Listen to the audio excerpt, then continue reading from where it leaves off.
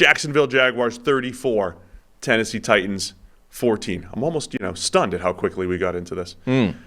Jags with the win here, bouncing back from last week against the 49ers, go to 7-3. Titans fall to 3-7. Do you have any initial thoughts coming out of this game? It was just a big bounce back game for Jacksonville. Obviously, they got fairly well handled and embarrassed, I guess, by San Francisco the week before.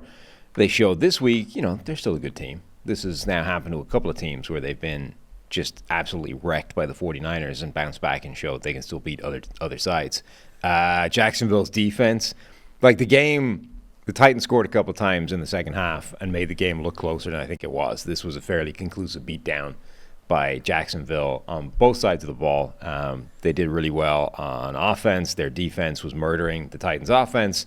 And then Tennessee scored a couple of times and made it look, reasonably respectable. But this was a pretty conclusive destruction. Yeah, the Titans ran something like only 12 plays in the second half and only ran 38 plays for the game. So if it was one of those, if you were watching a lot of different games and you looked up, the Jags probably had the ball. Trevor Lawrence with a really nice game as well. I went back and rewatched everything that he did. It was interesting. It felt like Lawrence was trying to play on the high difficulty setting. Everything he threw was like, let me throw this far hash deep out. Let me throw this far hash, really tight window sideline throw. And a couple of those were his only misses. Man, I thought we had the headshot good. But Lawrence, couple really nice plays. One of the key ones was a 4th and 4 in Titans territory. He scrambles out, rolls out, draws the coverage, turns it into a 34-yarder. Had a nice touchdown in the back of the end zone, avoiding pressure, putting it up there. Really nice anticipation, deep out, showing off the arm. Like I said, high difficulty level. But I think that, Lawrence played well. And then the key here, you could tell it was like a throwback to week 1 here. The Jags were trying to get Calvin Ridley involved. Get him involved in the run game as well with a trick play, but 7 catches for $103 for Calvin Ridley and 2 touchdowns. He had disappeared for quite a while when it looked like he was going to be this, number 1 receiver, but he was back yesterday, part of the action. Yeah, some really nice plays from him. It was interesting. Jacksonville weren't just content to look at the matchup on the offense and defensive line and say, our pass rush is going to win. We're going to get home. We're going to cause problems for Levis. They were blitzing him as well. And not just like sending an extra guy, like they were sending 6 or more rushers at times. And every time they did that, the Titans had no answer for it. Even when they had the number of blockers, they just weren't able to pick it up. Levis didn't have anywhere to go with the ball. It was just rough. That pass rush caused problems. Even though multiple players on the Titans' offensive line actually did okay, the combination of the rushers and the blitz just screwed them. There was one play that I wanted to clip and send it to you, but it looked like an absolute, just car crash in the middle. They had both Josh Allen and Trayvon Walker loop inside, but they also blitzed off the edge too. So it was like a 6-man rush, and everybody just it was like bowling pins in the pocket right in front of Levis on one of the sacks. It's a great view from the end zone. But yeah, you're right. I mean, there's a couple plays. They only blitzed Levis 7 times, but 2 of those became sacks.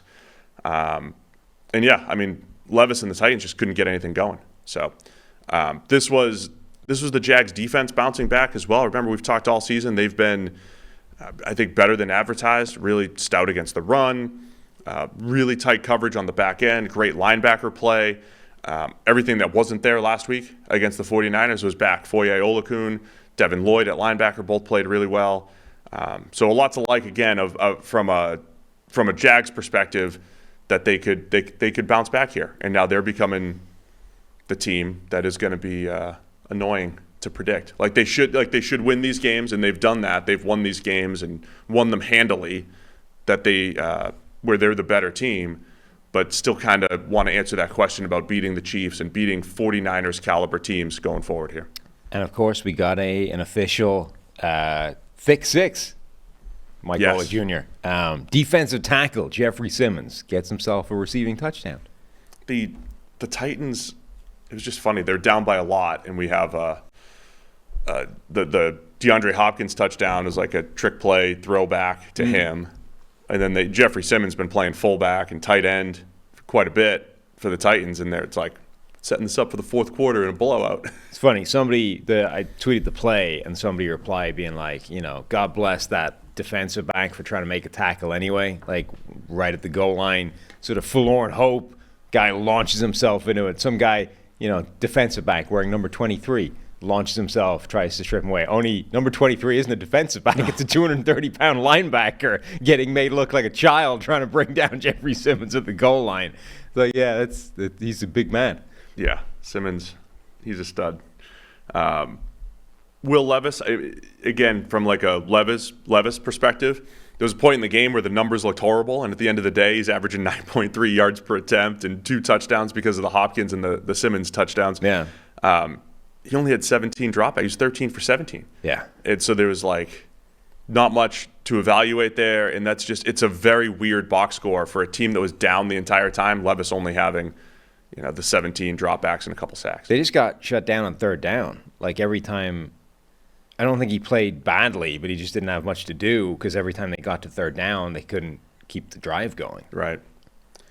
So that's it, man. 34-14. Jags moved to 7-3. Still, you've got the Texans hot on their heels in the AFC South, but the Jags still, if they're looking upward, looking at the Chiefs, big game tonight with Kansas City, the Jags are still in that mix for first seed, second seed at the top. Yeah, everybody is. Nobody's of course, everybody. running away with it. Yeah, everybody. # in the hunt when it comes to the number 1 seed.